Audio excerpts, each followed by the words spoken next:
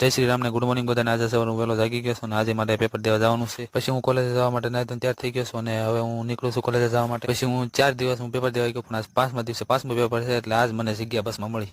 પછી bus stand ઉતર્યો એટલે હું કોલેજ જવા માટે નીકળી ગયો અને આજ તો મારે 2:30 વાગ્યાને બદલે 1:30 વાગે પેપર પૂરું થઈ જવાનું છે એટલે આજ તો હું વહેલા છૂટી જવાનું. હવે ભાવનગરમાં પણ ભગવાન રામના આગમનની તૈયારી થઈ ગઈ છે. જોન ભગવો લહેરાઈ ગયો છે.